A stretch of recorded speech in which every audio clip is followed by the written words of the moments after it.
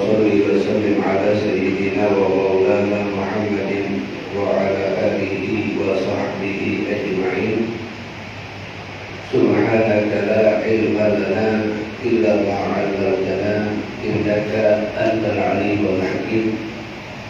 لا إله إلا أنت سبحانك إني كنت من الظالمين. ولا حول ولا قوة إلا بالله العلي العظيم. يا فتاح يا عليم افتح علينا فتحا قريبا يا أرحم الراحمين. الحمد لله. معاشر الحاضرين والإخوان rahimakumullah. Alhamdulillah atas nikmat taufik dan hidayah yang Allah Subhanahu wa taala anugerahkan kepada kita hingga saat ini, sehingga kita dimudahkan untuk mengisi waktu kita, menggunakan tenaga kita beribadah kepada Allah Subhanahu wa taala. Yang mudah-mudahan ibadah kita ini diterima oleh Allah, mendapatkan rahmat dari Allah, mendapatkan barakah dari Allah, dan menjadi sebab segala kesalahan kita, dosa kita diampuni oleh Allah Subhanahu wa taala. Amin ya rabbal alamin. Ma'asyiral hadirin wal ikhwan rahimakumullah. Ketika kita ingin membahas tentang yang namanya Lailatul Qadar, yang mana Lailatul Qadar itu satu keistimewaan yang Allah Subhanahu wa taala berikan kepada kita selaku umat Nabi Muhammad sallallahu alaihi wasallam. Maka perlu kita mengkajinya, yang Allah Subhanahu wa taala sampaikan di dalam Al-Qur'an. Bahkan terdapat satu surat yang membahas tentang Lailatul Qadar, yaitu di dalam surat Al-Qadar. Inna anzalnahu fi Lailatul Qadar, sampai akhir daripada ayat surat tersebut. Ini yang saya bawa adalah salah satu tafsir daripada para ulama-ulama kita yang mentafsirkan daripada ayat-ayat yang ada di dalam surat Al-Qadar. Itu tafsir Ar-Razi karya Al-Imam Fakhrul Razi. Yang pertama kita bahas Inna anzalnahu fi Lailatul Qadar. Kalimat ini ada beberapa pelajaran yang kita bisa ambil, kata beliau. Yang pertama, dalam kalimat tersebut Allah menyebutkan dhamir hu. Kalau arti secara umum, sesungguhnya kami telah menurunkannya. Hu itu adalah dhamir, kata ganti. Kami telah menurunkannya di Lailatul Qadar, di malam Qadar.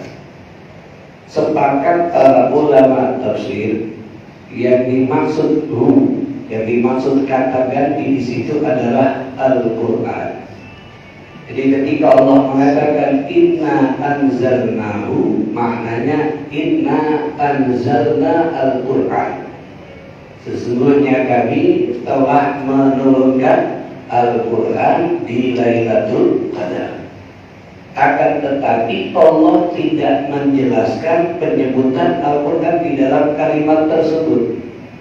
Alasannya apa? Di anna hadza tarkib, karena susunan kalimat Inna anzalnahu itu ya dulu sudah menunjukkan atas agungnya, atas mulianya itu Al-Quran. Sehingga kalaupun tidak disebutkan kata Al-Quran, yang disebutkan kata gantinya dengan hu, itu sudah menjelaskan, susunan ayat itu menjelaskan bahwasannya Al-Quran itu mulia, Al-Quran itu agung. Dari beberapa sisi, kata para ulama kita, kenapa susunan kalimat itu sudah menjelaskan kemuliaan Al-Quran? Pertama, Allah Subhanahu wa ta'ala menyandarkan menurunkan Al-Quran kepada zatnya, tidak menyebutkan malaikat yang menyampaikan kepada Nabi Muhammad Sallallahu Alaihi Wasallam. Dan Allah jadikan kekhususan bagi dirinya untuk menurunkan Al-Quran kepada Nabi Muhammad. Inna, sesungguhnya kami, anzalnahu, telah menurunkan. Kami di sini yang dimaksud adalah Allah Subhanahu Wa Taala. Allah menyandarkan yang menurunkan Al-Quran adalah aku. Berarti kalau sesuatu yang Allah sendiri langsung melakukannya, sesuatu itu adalah sesuatu yang amat mulia di sisi Allah. Seperti ibadah puasa. Ibadah puasa ini Allah katakan fa innahu li. Tapi ibadah yang lain kullu amal ibni adam lahu. Setiap amal manusia itu miliknya. Sholat, zakat, haji, ngaji Quran, lahu, milik itu anak manusia. Kecuali puasa, fa innahu li, milik aku. Allah menyandarkan ibadah puasa itu milik aku, untuk aku. Tapi yang lainnya milik anak, milik hamba Allah, untuk dia. Berarti kalau Allah sandarkan sesuatu kepada zatnya, sesuatu itu punya nilai besar di sisi Allah. Sesuatu itu punya nilai sangat mahal di sisi Allah Subhanahu Wa Taala. Makanya ibadah puasa tidak diketahui oleh kita jumlah pahalanya. Kalau ibadah yang lain sudah Allah jelaskan, min hasanatin ila asyri amthaliha ila sab'i mi'ati dhifrin. Setiap kebaikan kita lakukan bisa dapat 1, bisa dapat 10, bahkan dilipat gandakan sampai 700, kecuali puasa. Wa ana ajzihi, aku sendiri yang akan membalas balasan bagi orang yang puasa. Tidak disebutkan nominal berapa pahala yang akan didapatkan. Itu karena apa? Karena Allah sandarkan ibadah puasa terhadap zatnya. Begitulah ini ayat. Allah menyandarkan yang menurunkan Al-Quran adalah aku. Berarti kalau Allah sendiri yang mengatakan aku yang menurunkan Al-Quran, berarti Al-Quran itu adalah sesuatu yang amat mulia, sesuatu yang amat agung di sisi Allah Subhanahu Wa Taala.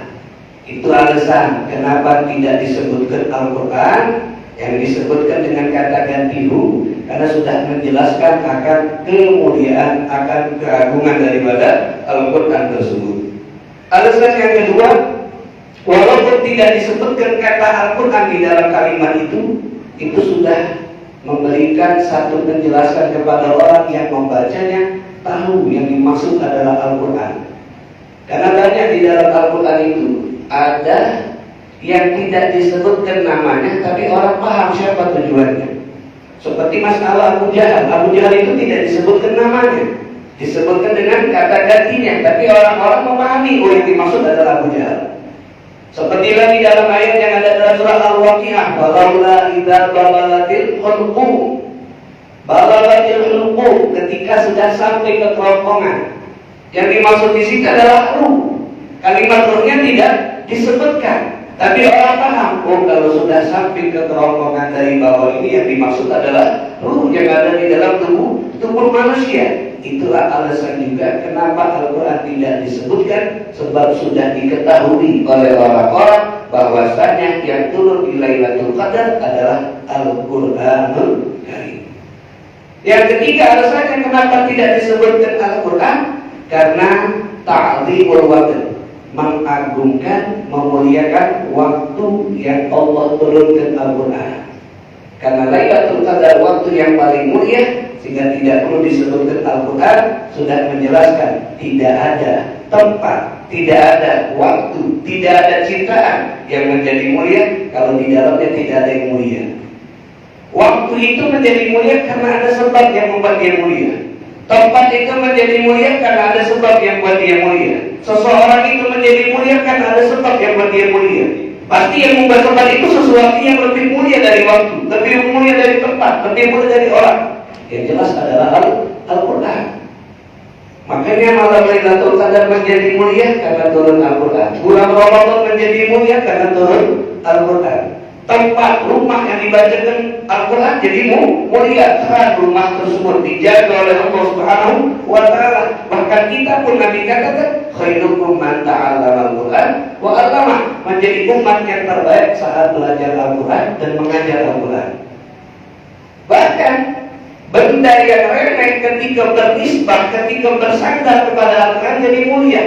Kardus, sesuatu yang remeh, tapi ketika dijadikan sampul Al-Quran, maka kardus tersebut ikut mulia. Tidak boleh kita pegang kalau tidak punya wudu. Bahkan tidak boleh kita letakkan sembarangan. Kertas yang di situ tertulis ayat Al-Quran jadi mulia, padahal kertas itu sama dengan kertas-kertas yang lain. Kenapa? Karena ada ayat Al-Quran.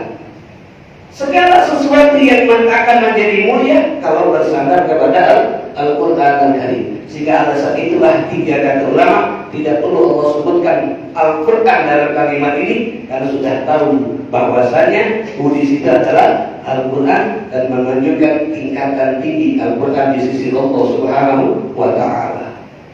Kemudian dari ayat ini, kalau kita bahas tafsir itu, ya udah kan bakal cukup dengan waktu yang sangat singkat.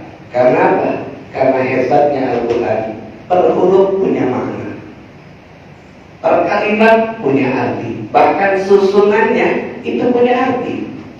Semalam saya bahas di rangkaian Al-Quran tentang masalah Bismillahirrahmanirrahim. Kenapa huruf ba yang ada di awal dan huruf ba itu dibaca kasroh, bukan huruf ta, bukan huruf alif, bukan huruf yang lain, tapi huruf ba yang dipilih. Dan ba yang tersebut dibaca kasroh, bukan dibaca fathah jadi ba, bukan dibaca dhammah jadi bu, tapi dibaca kasroh. Tidaklah sembarangan Allah meletakkan itu. Ketika dikaji ada hikmah yang luar biasa.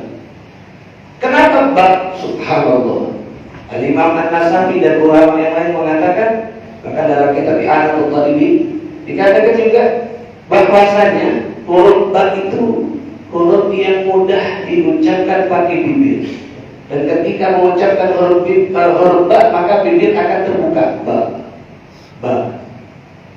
Dan yang pertama kali keluar dari mulut seorang makhluk, walaupun mereka masih berupa alam ruh, belum masuk ke dalam alam janin. Karena kita semua ini kan pertama alamnya alam arwah, pindah ke alam janin, kemudian ke alam dunia, kemudian alam barzakh, dan terakhir alam kiamat. Nah, ketika kita masih di alam arwah, kan Allah mengadakan perjanjian dengan kita ini.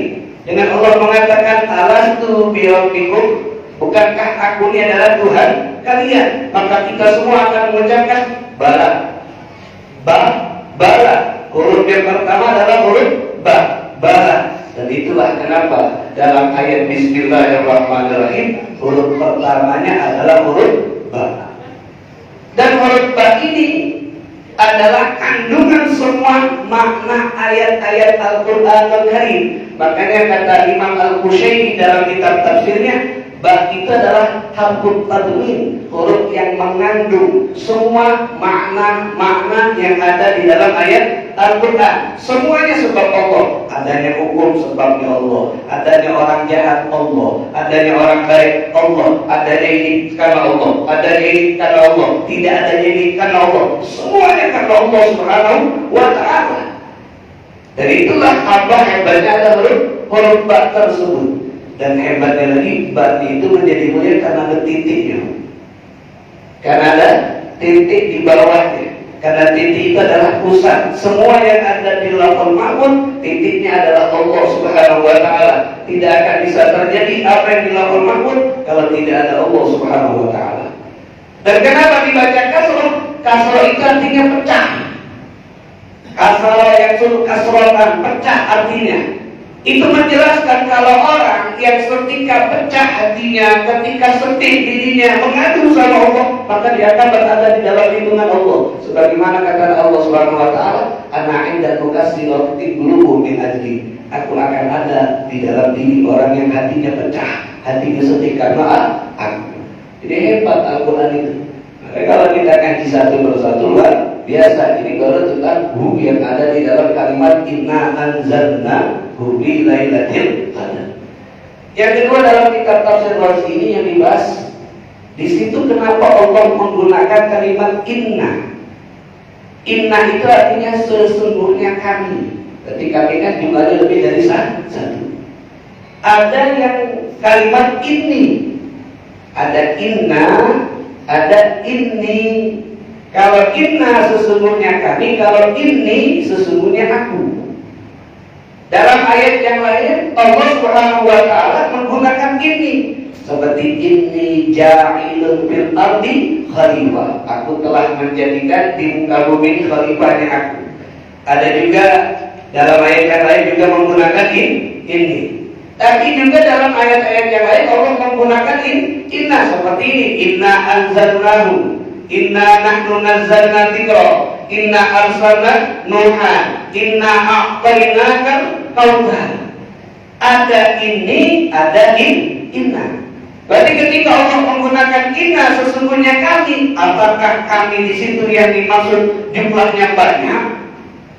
Kalau Allah mengatakan jumlahnya banyak, berarti mustahil dengan sifat Allah. Sebab Allah itu wahidun, qul huwallahu ahad.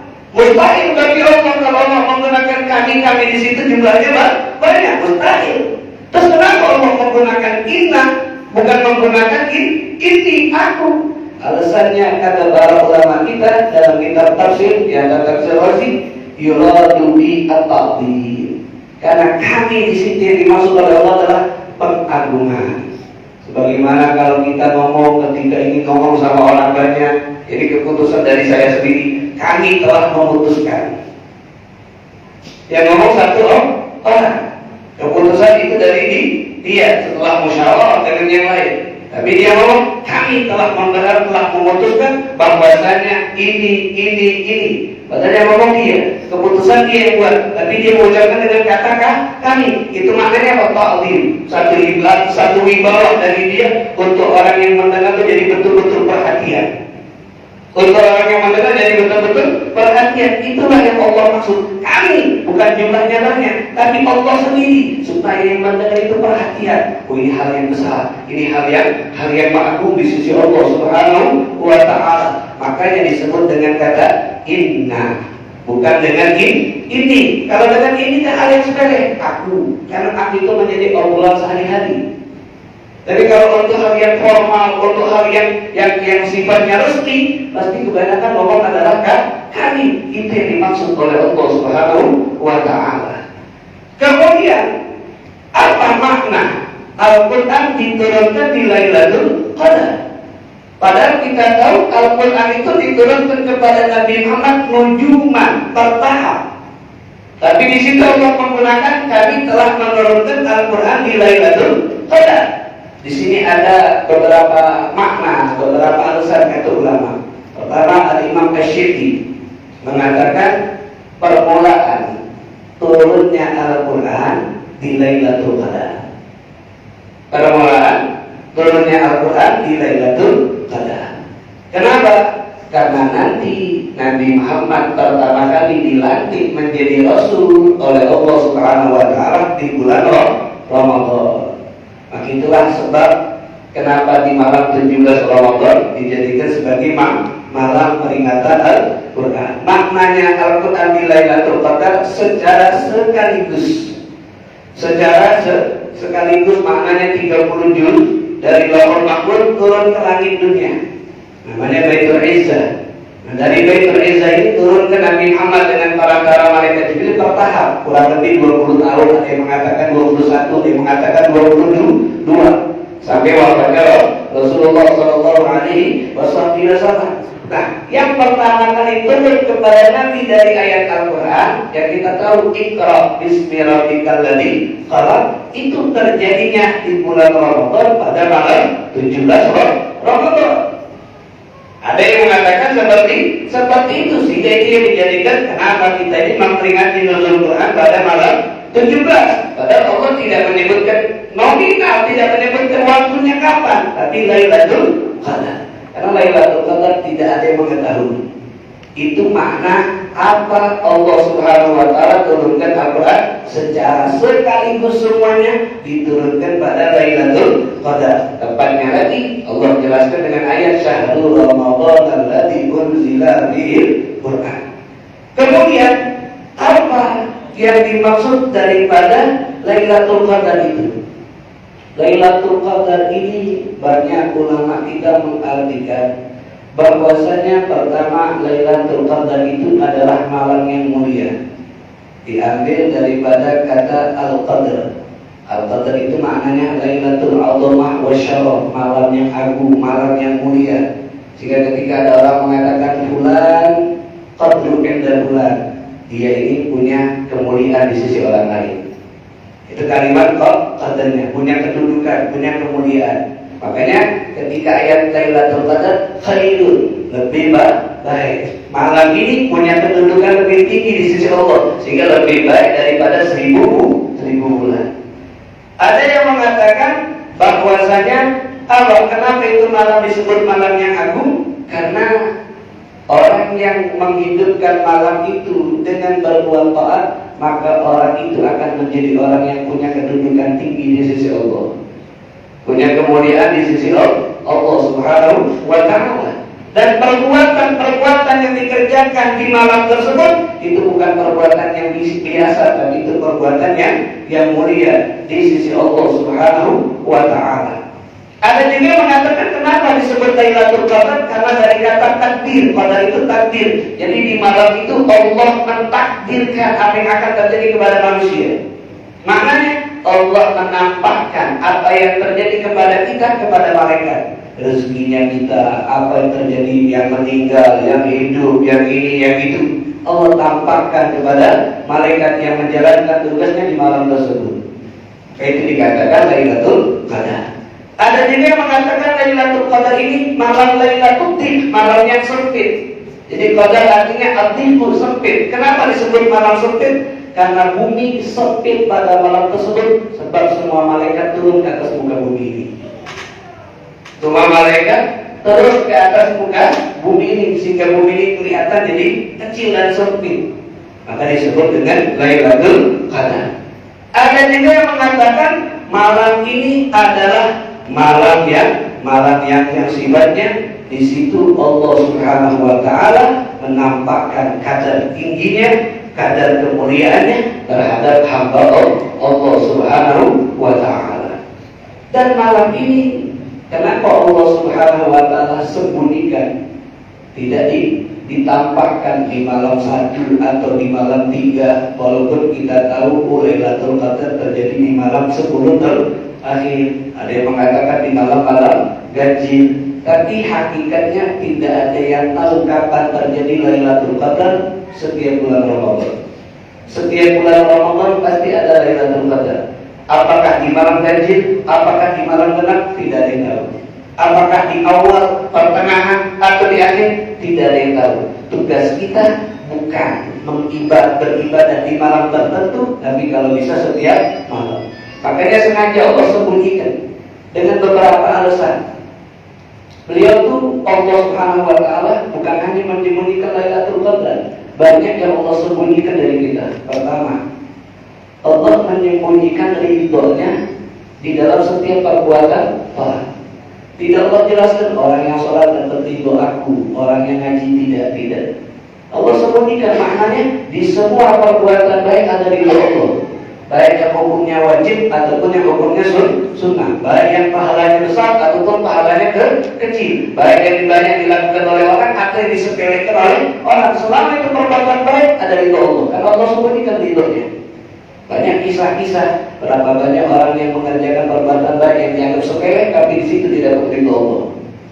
Yang kedua, Allah menyembunyikan maksiatnya di setiap perbuatan dosa.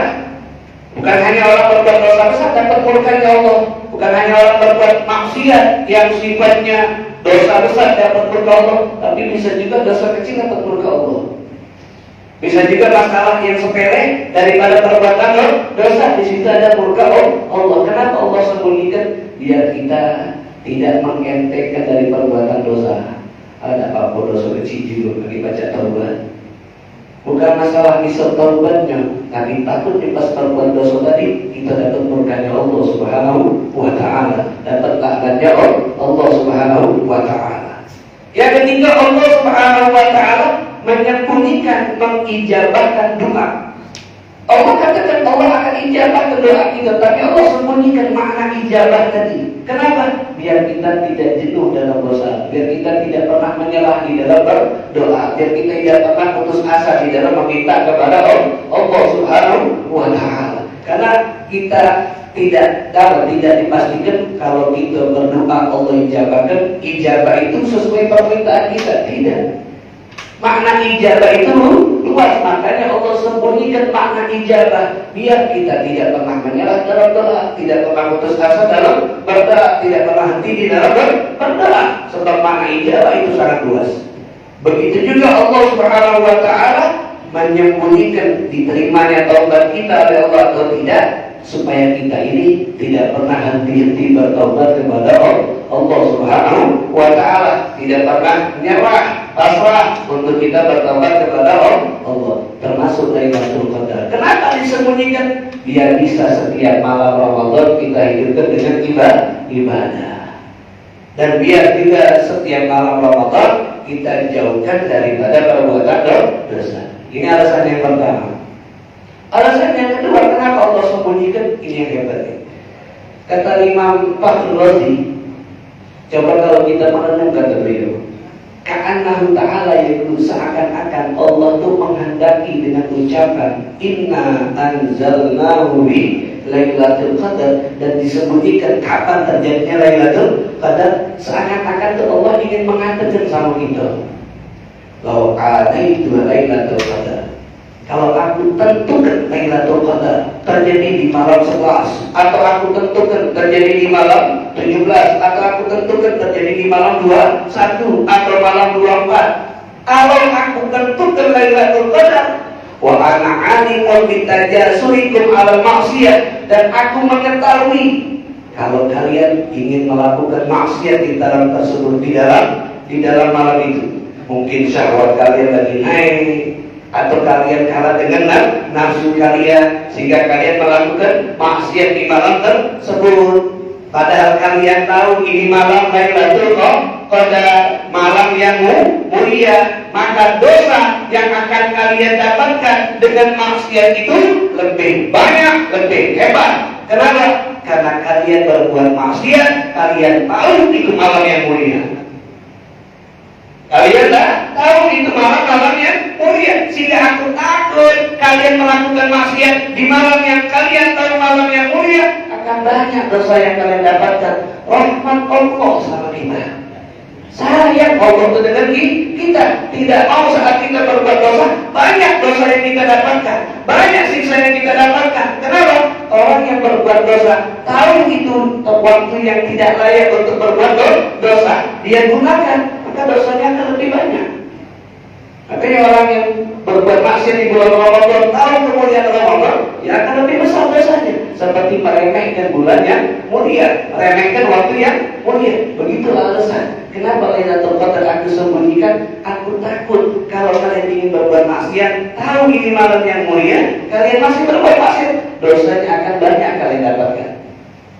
Sampai Imam Razi itu memberikan contoh begini. Di zaman Nabi Muhammad itu pernah ada kejadian begini. Rasulullah pernah masuk masjid. Sampai di masjid Nabi Muhammad melihat ada seorang tidur. Iman melihat ada orang tidur. Sehingga Rasulullah manggil Imam Ali, ya Ali, Nabiul yatawaddo, wahai Ali, bangunkan orang itu agar dia mengambil wudu karena waktu sholat sudah masuk. Maka kata Imam Ali, baik ya Rasulullah. Wa aiqadhahu Ali, dibangunkan oleh Imam Ali. Setelah bangun, orang tersebut pergi ngambil wudu. Terus Imam Ali mendekati Rasulullah, bertanya, ya Rasulullah, innaka sabbaqun ilal khairat. Kau ini kan terkenal wahai Rasul, orang yang selalu senang berlomba-lomba dalam kebaikan. Kalau ada kebaikan dan kau bisa melakukan, kau bakal melakukan, tidak bakal nyuruh orang lain. Termasuk ini kan membangunkan orang Tidur untuk sholat kan ibadah. Makanya membangunkan orang tidur itu kalau sebelum masuk waktu sholat masih sunnah. Kalau sudah masuk waktu sholat masih sudah wajib. Kalau orang tersebut belum sholat. Kalau kita kan ada orang tidur, dia belum sholat, tapi kita tidak bangunkan, berdosa kita. Kenapa? Sengaja untuk dia meninggalkan ibadah sholat. Kan kau ini senang berlomba dalam kebaikan, bahkan kau ingin lebih besar pahalanya dari yang lain. Tapi Rasulullah minta maaf, kenapa urusan ini kau suruh aku? Kau biarkan aku dapat pahalanya, sehingga kau tidak. Apa alasannya wahai Rasulullah? Kepengen tahu imam itu, bukan sultan, tapi kepengen tahu alasannya. Sehingga kata Rasulullah, ya Ali, kalau aku yang membangunkan, kalau aku yang membangunkan laki-laki itu, kemudian dia menolak, dia tidak mau bangun, sehingga aku khawatir dia akan jatuh ke dalam kekafiran karena tidak patuh dengan aku, tidak nurut dengan aku, dan aku kedudukannya di sisi Allah lebih tinggi daripada kamu. Aku Nabi Allah, aku utusan Allah. Tapi ketika kamu yang membangunkannya, dia menolak, maka dia tidak jatuh dalam kekafiran, dia tidak jatuh dalam perbuatan dosa, karena kedudukanmu sama seperti dia, seorang hamba Allah Subhanahu wa Ta'ala. Rahmat Nabi. Nabi tidak ingin orang tersebut marah ketika dibanguni, akhirnya dia malah mendapatkan dosa. Begitulah Allah. Allah tidak ingin menambah Lailatul Qadar karena tidak ingin kita dapat dosa di malam itu. Saat kita tahu itu malam yang mulia, kita gunakan untuk bermaksiat kepada Allah Subhanahu wa Ta'ala. Ada hikmahnya kenapa disembunyikan. Kemudian juga Lailatul Qadar ini khairun min alfi syahr. Kenapa? Karena Rasulullah melihat umur umatnya singkat, 60 sampai 70 tahun, sehingga Nabi berharap agar umatnya mendapatkan kemuliaan walaupun umur singkat tapi dapat pahala yang banyak, maka diberikan Lailatul Qadar. Ada juga mengatakan kenapa Allah Subhanahu wa Ta'ala mengatakan Lailatul Qadri khairun min alfi syahr? Karena Nabi Muhammad ketika mendengar riwayat orang-orang Bani Israil, di sini ada Nabi di zaman Bani Israil, ibadah kepada Allah selama 1000 bulan, setiap hari puasa, setiap malam ibadah. Nabi Muhammad berharap mudah-mudahan dia bisa mendapatkan pahala itu, sehingga Allah turunkan kepada dia Lailatul Qadar yang lebih baik, bukan sama, tapi lebih baik daripada 1000 bulan. Laki-laki yang melakukan ibadah 1000 bulan tersebut ternyata seorang nabi yang kisahnya dijadikan film, dijadikan sinetron oleh orang-orang sekarang. Itu Nabi Syam'un Al-Ghazi. Syam'un Al-Ghazi yang punya kekuatan tubuh, yang kekalahannya itu di rambut, yang cerita sekarangnya namanya Samson. Jadi ceritanya itu dari Al-Quran. Jadi Samson itu cerita dari Islam, cuma dia dirubah dikit alur ceritanya, dibelitkan sedikit, oh jadi cuma ikut dino-dino, ya benar. Tapi kalau itu Nabi Syam'un yang menggunakan kekuatan tubuhnya untuk berjihad di jalan Allah, mengajak orang untuk beriman kepada Allah Subhanahu wa Ta'ala. Maka dari riwayat itu Nabi berharap akhirnya Allah kabulkan keinginan Nabi, Lailatul Qadri khairun min alfi syahr, lebih baik daripada 1000 bulan. Dan di malam tersebut tatanazzalul malaikatu war ruhu biha, turun di malam itu para malaikat. Semua para malaikat turun di malam tersebut, tidaklah tersisa di tempat muka bumi ini kecuali ada malaikat yang sujud, ada malaikat yang berdiri, ada malaikat yang ibadah di malam tersebut. Dan malaikat Jibril tidaklah melewati orang kecuali dijaga tangan oleh malaikat Jibril. Karena al-ruh di sini yang dimaksud pendapat terbanyak adalah malaikat Jibril. Apa maksud turunnya malaikat? Malaikat ini ketika turun tersebut kata para ulama, yaitu malaikat akan melihat ruhnya kita, akan melihat ruhnya kita. Makanya orang yang di malam itu ruhnya baik, tidak ada sombong, tidak ada benci, tidak ada dengki, yang ada ibadahnya kepada Allah. Itu dilihat oleh malaikat. Ketika dilihat oleh ruhnya, kalau kita kan melihat jasad, dohir, Kalau kelihatan secara orang bagus, kita bisa katakan, oh ini orang baik, walaupun kita tidak tahu isi hatinya. Tapi malaikat melihat hati, melihat yang dalam. Maka kalau hati kita baik, tidak laku sama Allah, tidak ada hal-hal yang jelek, maka malaikat akan menyampaikan salam. Tanazzalul malaikatu war-ruhu fiha bi'izni rabbihim, dengan izin Allah, min kulli amrin salam, untuk mengucapkan salam. Makanya malaikat akan mengucapkan, ya wahai hamba Allah, ada salam daripada zat yang maha salam, itu zat yang maha memberikan keselamatan, itu Allah subhanahu wa ta'ala. Ciri orang yang mendapatkan salam dari malaikat, ciri orang yang mendapatkan jabat tangan dari malaikat Jibril alaihissalam, setelah kejadian Lailatul Qadar tersebut, dia gampang luluh dengan ayat Quran sedih, dengan tentang adab takut, nyebut disebutkan nama Allah, langsung bergetar hatinya, langsung kepengen ibadah, langsung kepengen dekat sama Allah subhanahu wa ta'ala, lebih semangat untuk ibadahnya, lebih jauh daripada perbuatan jelek. Itu ciri orang tersebut sudah mendapatkan salam dari malaikat Jibril, dan betul didapat Lailatul Qadar.